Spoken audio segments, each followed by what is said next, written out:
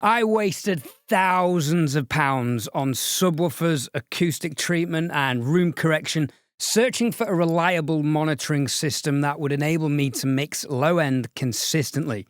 I also spent dozens, if not hundreds of hours battling a room that was fundamentally too compromised to fix in the low end. And it turns out that all I needed were these headphones, and they're relatively inexpensive. But why are these headphones so good for mixing low end?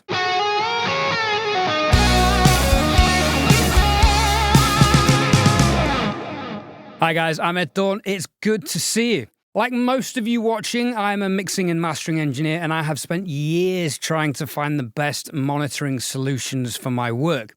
As you know, the low end in any production mix or master is one, if not the most crucial element to get right. And if you get this right, the rest of the mix will fall into place.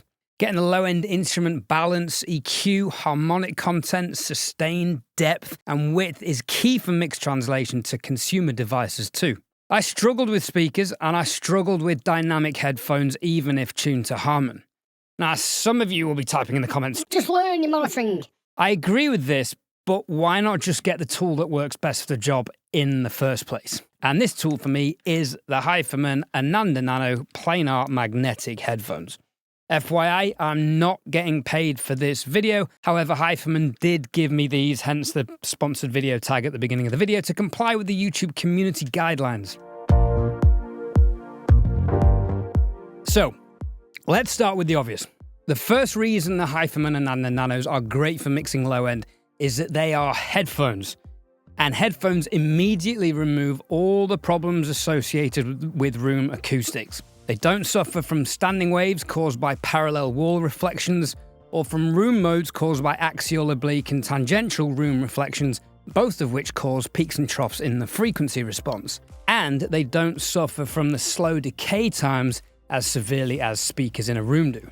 And without making this a video comparing planar magnetic headphones to dynamic headphones, in a nutshell, here's why planar magnetic headphones are usually more accurate in the low end than dynamic headphones.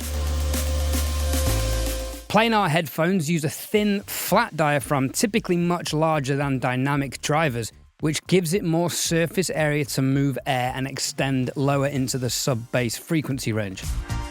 The planar driver design typically offers more control over the diaphragm movement, which delivers a fast, tight transient response and often more clarity and accuracy than dynamics.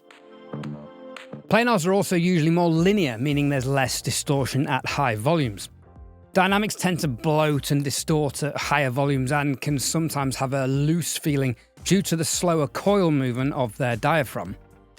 Planar magnetics typically have better transient response due to the uniform force distribution across the diaphragm.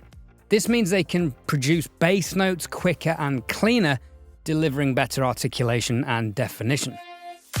Now, some people will argue the low end on dynamic headphones sounds richer and fuller, but that's harmonic distortion and colouring you're hearing. That is not clean, accurate bass reproduction that will translate well. The Nanos extend from 5 to 55 kilohertz. Now, realistically, obviously, we can't hear either end of these spectrums, but this capability helps minimize distortion. Headphones don't deliver the haptics we'd get from speakers that would help us feel 5 Hz, but this gives you a sense of weight, and I can gauge sub-frequencies far better on these than any other headphone or subwoofer speaker system I've heard, with the exception of maybe a 150 gram PMC system.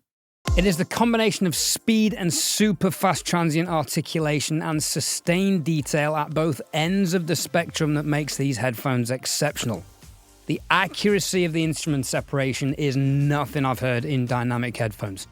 Kicks sound punchy, bass sustain and compression are easily identified, and you'll finally hear the full effect phase shifting caused by different low-pass filter curves has on your audio, especially in the mid-range where the magic is. This is really fascinating to hear. They help you identify the energy-creating elements of your mix and gauge saturation effectively too.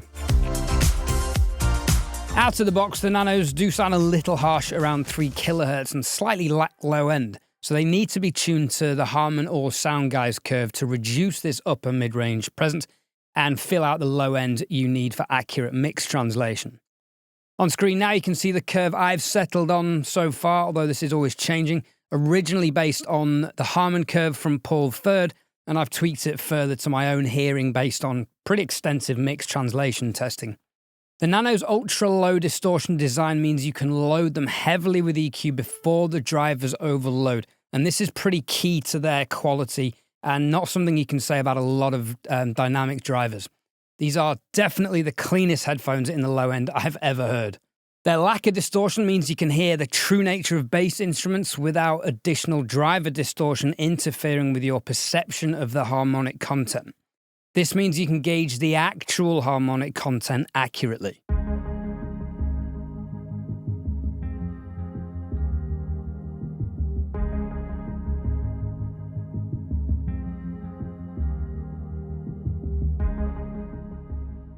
The Ananda Nanos have a moderate sensitivity of 94 decibels and a low impedance of 14 ohms, allowing them to reach high volumes with a relatively low voltage.